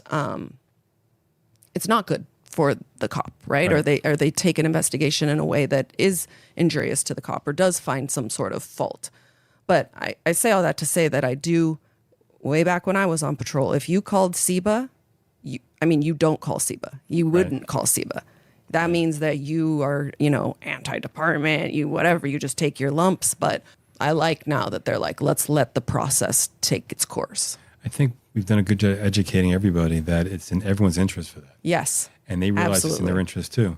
And to qualify the previous statement, when I said friendlies, what it really means is you don't have a set of investigators who are out to get that person per se. Yes. They're going to do an objective job, but they don't walk in with an agenda per se. And the deputy may understand and know that, but again, they're just fact finders. Yeah. And they get it more than maybe the other sets of eyes we talked about because they've been there. Yeah. Where the other sets of eyes and ears that they could be intelligent people, they could be very well-meaning people, but they haven't been there. Yeah. They may not get it. And your department is very good at now, it's been going on for a little while now, of respecting representation. Yes. We can professionally agree and disagree about a lot of things, and that's a breath of fresh air. There are lots of departments that don't, to be quite blunt. A lot of them that they still really frown on a deputy officer getting representation. They think that somehow we're on opposite sides, and it's like, no, we're just all being professionals. Yeah. And you're going to do what you think is best. We'll do what we think is best, and the system's going to play itself out, and everybody comes out better for it when that happens. Part of it's just educating the general public and the other moving parts within the system too. To have more of an understanding about what police officers, deputies, what the different moving parts in the system actually have to do. I like when you talk about it's not opposite sides. The first analogy that pops into my head is like having two different accounting firms do an audit. They're going to look at it from their different perspectives or their different areas of expertise. Mm-hmm. But at the end, the numbers should be the numbers. The end result should be the end result. Right. Yeah. So let's dive into that a little bit, because I think there's a lot of people that wouldn't know what to expect or what would happen, let's say, if they did get into a use of force where they have to call an attorney. From your perspective, I mean, I can say it from the labor perspective, right, but from your perspective, what do they need to know, think about, understand? First and foremost, if it's a use of force, if it's your department especially, but any department, there are certain protocols you're going to have done. I mean, you have to notify your supervisor that you're involved in a use of force, right? Right. And there may be a separate investigation towards that end. If it's a use of force where there's any kind of injury, if your union allows for it, you pay for representation that comes out of your dues. Mm-hmm. And the analogy that we like to give a lot, we all have car insurance. You never want to use it. Right. But if God forbid, and I've got, two of them along with teenagers, but I had 4 teenagers in the house driving, so I've used my car insurance. Yes. But that's what it's there for. Yes. Because if I didn't have it, we make a decision, do I pay out of pocket? It doesn't go on my insurance. But if it's something that's a bigger ding than we want, that's what it's there for, God forbid. Mm-hmm. And this is your insurance policy. And the reason it's good to call representation is a lot of reasons. Like, let's pretend it's an OIS, or it's a real heavy-duty use of force. It's a real, like we had the case on the mountain a number of years ago, or I've had a couple cases in the last year or two that, thank God, didn't get filed on, but they were those kind of cases. One thing we do is, first of all, it puts all the parties, not just your department, but the prosecutor's office, it puts them on their best behavior, because now you have representation. So yes. It's not that they would do something nefarious per se, but at least they're going to be on their best behavior to make sure all the T's are crossed, the I's are dotted, which again helps everybody, including them. Number 2, when I go over it with somebody, I'm going to ask them a lot of questions to bring up things that maybe they didn't articulate as well as they could. Maybe they didn't see it that way as they could see it. And it's not giving them their memory. It's helping them articulate it much better. Yeah. There's a lot of things that people experience. It's in muscle memory. Anyone who's ever played sports, driving a car, there's a lot of things we do that we think is automatic that you're not going to remember unless somebody helps you remember it. Right. And once they help you remember it, or interpreting the body-worn camera footage with them, or interpreting what you hear on the audio with them, and asking those kind of questions, and giving them an idea what kind of questions are going to be asked, how the other side scrutinizes this, and they can even make informed decisions. Do I give a voluntary statement? Do I not give a voluntary statement? It may be the kind of decision that most law enforcement want to give a voluntary statement if it's any kind of a critical incident or use of force, because they feel like anything wrong. Mm-hmm. So I give a statement, cooperate. And what I tell people is, for the most part, that's true, but no statement's better than a bad statement. And once you say it, you really can't take it back. So if you didn't say it the way you want to say it, if it wasn't worded well, now the cat's out of the bag. Right. And then one of the ways over the years, not just here, but different departments, we educate them about the volunteer. It used to be that anything that happened that night, you're giving a statement. Yeah. Thankfully, we've moved away from that. And both the force science stuff with Bill Lewinsky and a lot of us attorneys, if you wait at least a day or two, or just wait, let the person calm down, let them get a nice sleep, let's prepare for this. It helps everybody. Yes. And because once it's said, it's said. You can't take it back. And if it's said properly once, properly the first time, it's articulated well. We've all experienced in life where we had something important, and I wish I could have said it differently. Mm-hmm. But I didn't prepare enough, I didn't think hard enough. And even times you prepare it, it's not said as well as you want it to be said, right? Or sometimes you could swear you did say what you think you said, or saw what you think you saw. And then if you look back at, a video or whatever, and you're like, oh my gosh, that wasn't the case. And that's a big part too, because let's say there is a video and you remember what you remember. Yes. You're not lying. No. And you're not wrong. That's your vantage point. The way memory works and it's forgotten about, I'm going to remember things that at the time I experience it, I think is significant, either subconsciously or consciously. That's going to be in the forefront of my memory. Now, things that are not at the forefront will be things that have become little by little less significant, right? But now that it's done, now you're asking me questions, or the DA's office is looking at this, or the Attorney General's office, someone else, and they think that's significant over there. Yeah.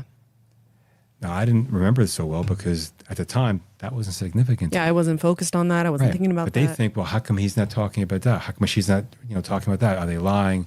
Are they covering up? Is this some kind of, a conscious omission, as opposed to, no. At the time they experienced this, it wasn't significant, or wasn't as significant as something else. And our minds can function only on certain things at once, especially in survival mode. Mm-hmm. When you have representation, we can help you have that full picture. Yeah. We're going to go through the whole thing, and we're going to see this video, or we're going to see this, or we're going to go through all of it. So if that's something you still don't remember, great, you don't remember it. But if it's something now that we've jogged the memory, you can talk about, or sometime that's how it works in the whole thing. Or at least we can prepare you. Yes. That they're going to ask you questions that you've got no idea about, you don't remember at all, and that's okay. Nothing wrong with you. You don't have to worry about it. And they can ask you 5 times, and if you don't remember it, the five answers, I've got no idea to remember it. And that's okay. We prepare them that if it's a critical incident, any use of force that becomes critical, you may end up experiencing tunnel vision. You may end up experiencing like a fisheye, slow motion, real focus like a tunnel vision. There's a really good book by Alexis Artwell. I think it's called either Lethal Force Encounters or something. But Alexis Artwell is the author. She was a psychologist that was doing a lot of OIS kind of work in Arizona. And she had one she rolled out to where the officers say they rolled out to the equivalent of 415 domestic. They walk up to the house. They hear yelling inside. There's a porch. As they go knock on the door, the screen door, and thank God they were in front of the screen door, on both sides of it, they hear a couple blasts. And one of them says, and that's in her book that he told her, one of them says he saw 2 big soda cans that say S&W going past his face in slow motion. And she points out, the root beer company is called A&W. Right. S&W is Smith & Wesson. So what he experienced, whether it happened or in his mind's eye, he experienced the bullet going past his face. Now, maybe it really happened with the S&W and scribe, but that's what his memory was. Yeah. And she said, that's actually normal because he almost got killed. It's a life and death experience. And the body goes into survival mode and things like that happen. And then there's an adrenaline dump when things are said and done. Now you're safe. And all those things have to kind of factor into how well you remember something, then how well you can articulate what you remember to say it right the first time. We don't want multiple statements. Yeah, no, yes. Right? The more times you say it, the more times somebody can impeach you because it's never said the same way twice. Right, never. Right? So that's what representation does for a person. And it gives an objective set of eyes too. What if you think this was great? I had a client, now thank God, he was an Indio officer. It was a use of force on video. He got filed on. We had the video. It was a felony 149, excessive force. And I'm watching this video in the office, and it doesn't look good at all. And I get him in the office, and we go over the video, and I said to him, the question is, are you going to give a statement or not? And he said, what do you think? I said, look, we're going to go over this, and you're going to defend why this kick, this punch, this kick, this punch, this kick, this stomp on the head. Oh, yeah. And then you walked away. And he's still not under control and custody. Then you leave your partner with the guy, still try to handcuff the guy. Unless you can explain each one and then your decision to walk away, I've got no idea what you can add to this by giving him a statement that's not going to basically put the nails in the coffin. He looked at me and said, I don't want to give a statement. I got nothing to add to it. I can't. I got no reason for this. I can't tell you why. So we went to trial. We won. Thank God. And we were going to hearing for his job, and they gave him a settlement before the hearing. And he went to law school. Now he's a practicing attorney. Wow. Right? And we still keep in touch. But I remember that case because he looked at me and said, I've got no good reason for that. I said, well, then there's no reason to give a statement. Because what are you going to do? You're not going to help yourself. You're going to just put the nails in the coffin. You're going to say something poorly, or you can't answer that question correctly or well. And that's one of the things we do too. And a lot of times, again, no statement's better than a bad statement. Yeah. And a rush statement is never as articulate and reasoned as taking your time, taking a step back, and preparing for an interview. And I know now there's a little bit of an adjustment period now that the DOJ is now mandated to then investigate, Right. what they considered non-armed shootings or uses of force with non-armed subjects. Right. And at least in my conversations with attorneys that we've worked with now as SEBA, as the labor union, where generally, if it is safe for our people to do so on the advice of their attorney, the department is used to them giving statements, right? Right. I've been involved or been on call for a couple of things where the attorney advised not to, and really because of this change with the DOJ. I just had that in Anaheim, actually. And I think it's a little bit harder for the administration to kind of wrap their heads around, because they're still thinking, well, this is how we've always done these things, but it's not just, it's not the same anymore. We had that in Anaheim in the last month or two. And I was one that, I think there were a couple of attorneys on it because there's multiple officers. None of them gave statements to DOJ. They all got compelled, and the department was good with it. We talked to the administration, and they were good with it. And none of us really trust the DOJ investigators, not because we thought they were liars, they were dishonest. 100% no. No, they just have never been homicide. They've never been detectives before. We didn't trust that they had the experience for this. As a matter of fact, one of the other attorneys, Russell Perry, he had some officers. I had an officer, and Russell actually rolled out to that OIS, and he had to help them do the round count. They didn't know what they were doing. And when he told me that, I said, these are people we're going to trust giving a statement to. Right. And it was a justified shooting. Right. But they were so focused, those investigators, on the rounds, because you had multiple officers. You had maybe half a dozen. And it was about 97 rounds that they used. But there's 5 or 6 officers. Yeah. And you have good video from the helicopter. I mean, so, yeah, there's a lot of rounds, but you got 5 or 6 officers. And the guy, when they all felt that the threat stopped, and those 5 or 6 rounds happened in 2 seconds? Yeah. Right? I mean, there's those 97 rounds, so it sounds like a lot, but not when you factor in all the factors and look at the video and everything else. But they were so shocked by the number of rounds. They couldn't get past that. And even in Anaheim, to their credit, the administration said, this is not the audience. We want to just hold our guys out. Yeah. It's not the audience for that. And so everyone was on board, and it doesn't always happen that way, but the investigators, like your homicide unit, they're experienced investigators. Yes. And they're trained. And they're trained in this. And it's a big difference, not just how you ask the questions, but how it's received and what the follow-up question is going to be. And to be honest, I mean, I don't want to disparage them, but they didn't even have their own CSI team go out. So that's the thing about the DOJ, right? And I don't want to disparage them either, because they're law enforcement. A lot of them are retired law enforcement, or maybe investigators. Something with an 830, point something designation, whatever the requirement is to take this job. But so they're really victims of circumstances as well, because it was politically motivated to do this thing, to hire these, allegedly objective investigators. Well, the problem is there's not people that know how to do that. You are talking about skill set that is absolutely, you have to have had a very high level of training, homicide investigation. Those things are not just every cop has ever been trained.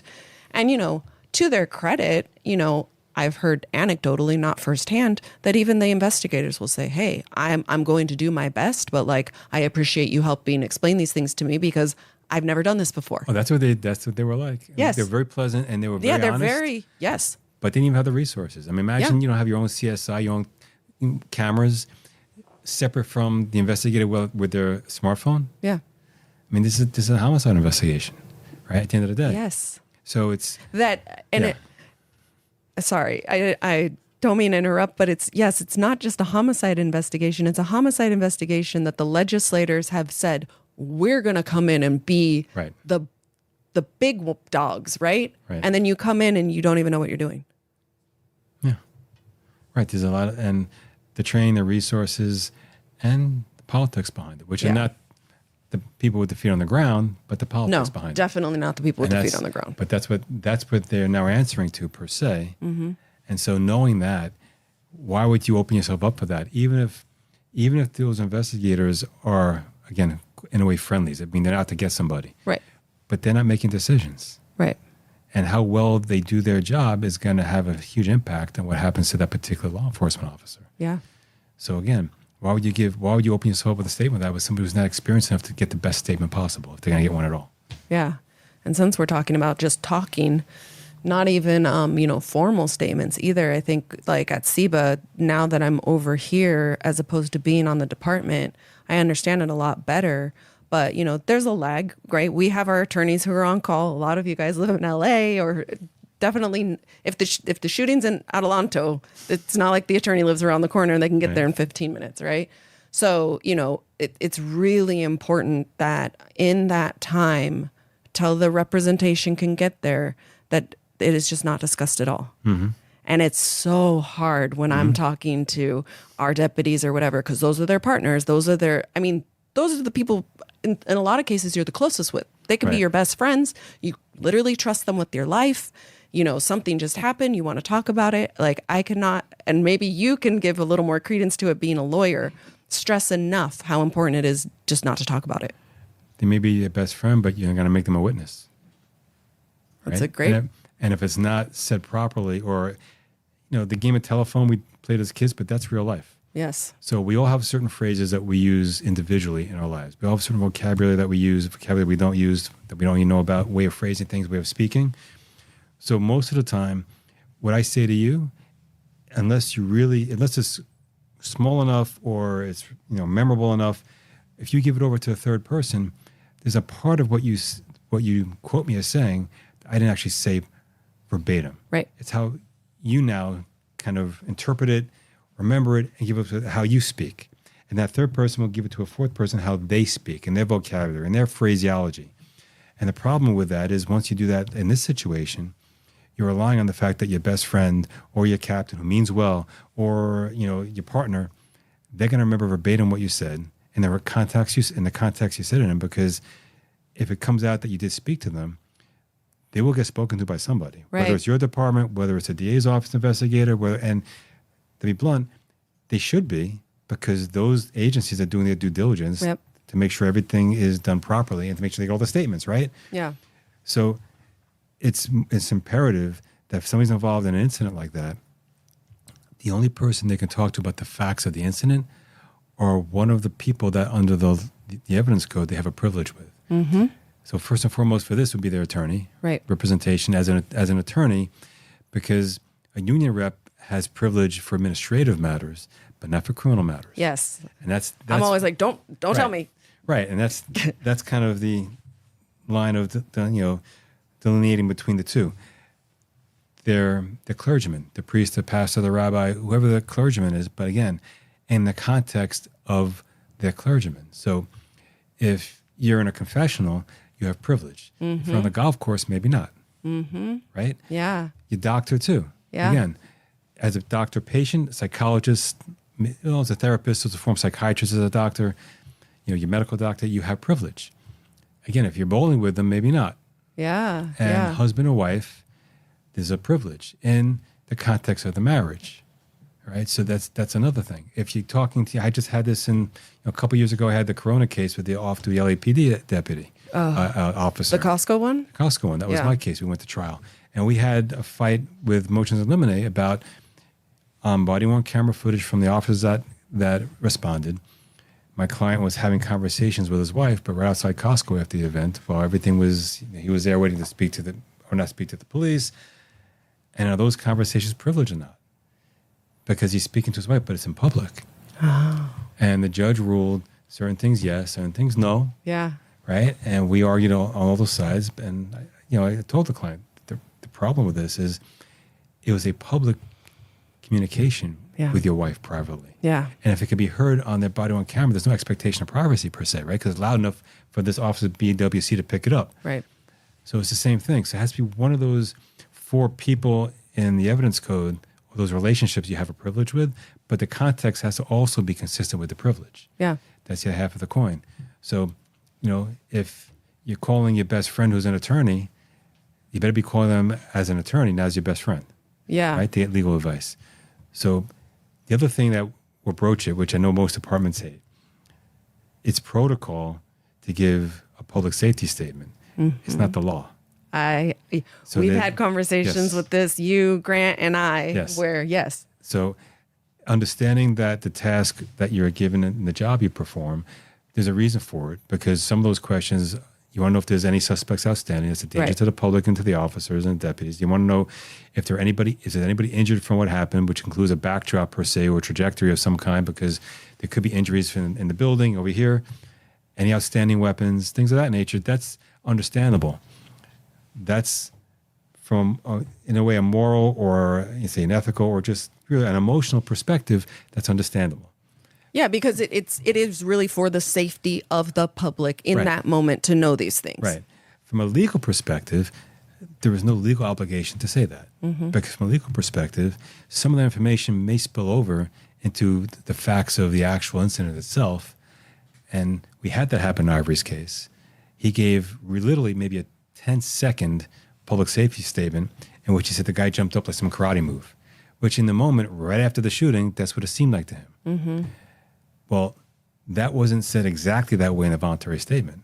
And it happened to be that the voluntary got leaked out to the LA Times. And the front page of LA Times was that the deputy changed his statement once he met with attorneys. And the difference was this was 10 seconds, heat of adrenaline, shooting. He had people roll out that had stars and bars on their collar there. He had the whole 9 yards. It was the first officer-involved shooting that actually went viral with an ongoing investigation. And that's what he had. Meanwhile, this was a 2-hour or 2.5-hour controlled interview. And there's a world of difference between the two, right? But what came out to kind of taint the jury pool was he changed his statement once he met with his attorneys. Right. And that's always problematic. So that's one of the reasons it's not a tape recorded statement. And even the sergeant on scene, or maybe it's a corporal, maybe it's a lieutenant, they may remember or may not remember verbatim what you said. There's so much going on in the scene. Right. I mean, they got things going all over the place. There's still people being delegated to do certain things, to block off, coordinates off, make sure this is secured, talking to people back and forth. There may be some sirens going. There may be public. They may be telling all that with a 10-second statement about maybe these facts, maybe not. The problem isn't whether or not the actual fact is true. The problem is how do you say it? Yeah. Right? So that's one of those things where we can always agree to disagree. Did the officer, did the law enforcement say about a public safety statement? Yes, they do, because they're going to comply with the protocol. But legally, do they have to? No. Yeah. Can it be problematic? It can be problematic. It depends on the circumstances. Yeah. I know years ago, you and I discussed this, and it was one of those things, and not to throw Grant under the bus, but Grant had been a homicide detective. So coming from that, he's like, well, this is what we do. This is what we've always done. And I'm not saying it's wrong. I'm Switzerland. I'm neutral.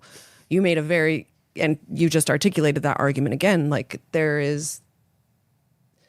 the benefits outweigh the negatives, right? And it's like, if they need to know, are there any outstanding suspects? Yes or no? Yes or no, right? I don't think it needs to be a narrative form, right? Is there an outstanding weapon? Yes or no, right? And then to me, that would suffice without having a narrative answer. Right.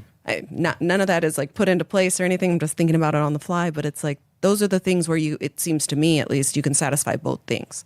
Knowing if this is still a safety issue without asking the deputy or the officer involved to give a narrative about what happened.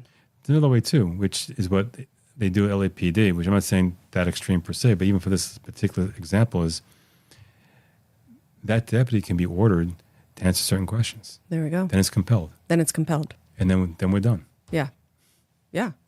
Right. And then they get to what they want. And then everybody kind of understands, okay, you're going to have to compel me. Okay, I compel you. You get what you want. And people's rights are intact. People's rights are intact.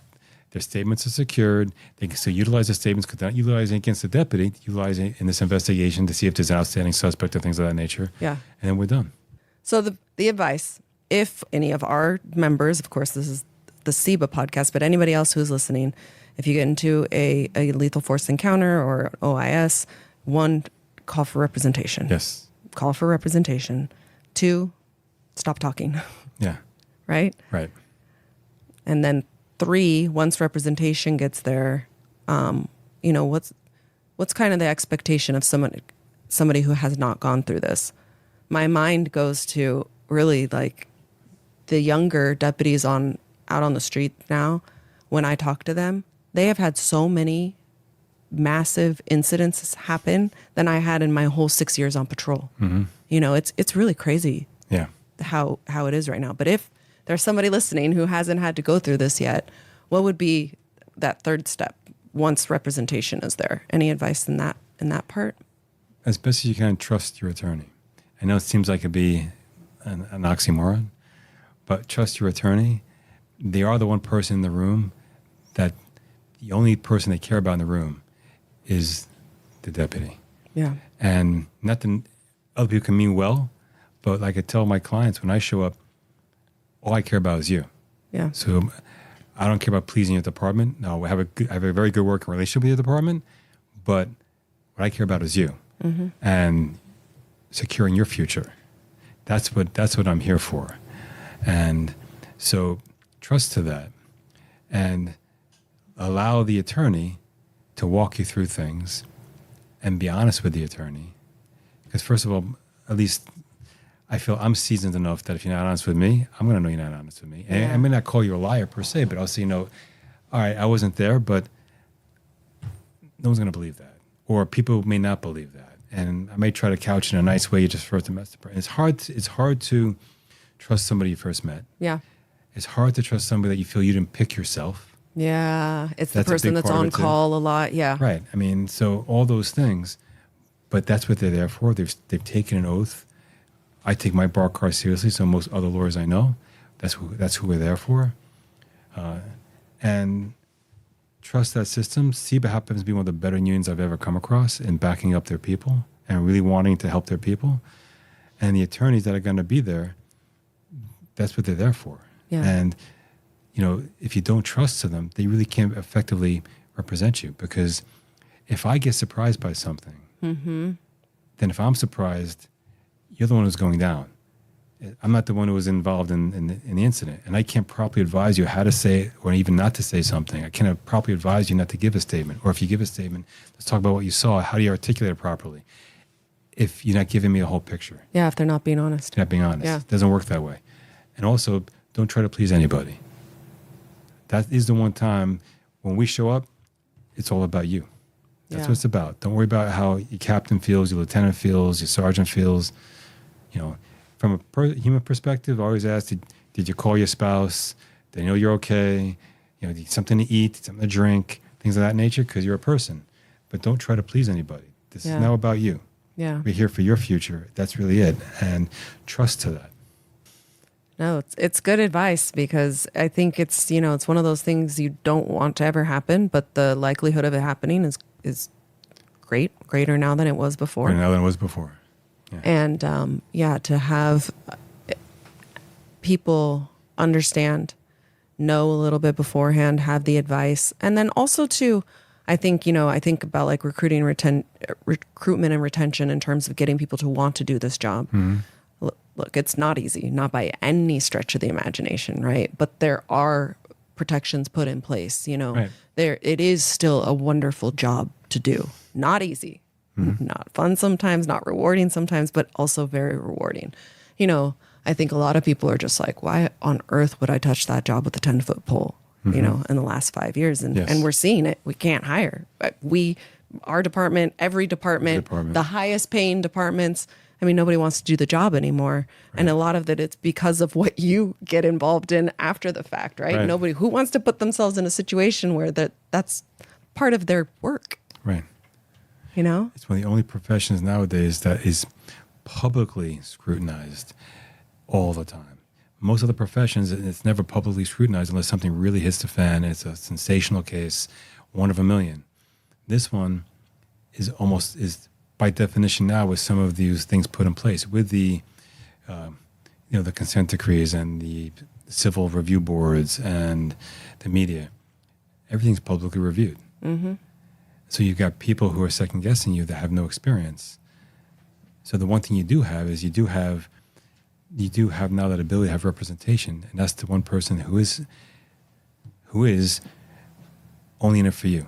Yeah. Who's all the different cliches, but we're protecting the people who protect us.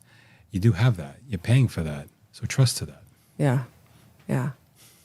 I love that. That almost seems like a pretty good way to end it. It's just kind of happened naturally. But yes, that is exactly why SEBA exists, is to protect, advocate for our members. There's nothing other than contract negotiation, collective bargaining. The biggest other reason we exist is to protect our members. And then when the attorneys that we have, and we only have the best of the best, and you are the best of the best. It's been good to me, like I said, but thank you. Yeah. Well, when people know your name up and down the state and literally say things like, may the Schwartz be with you, that's a thing people say. So you've done a phenomenal job, and I appreciate it. Okay. I appreciate being on, and yeah, it's been a privilege. Definitely. Yeah, you're so humble, but really, if we put up like a scorecard, it would be like the GOAT right here. But thank you for your time. I appreciate it. Thank you very much.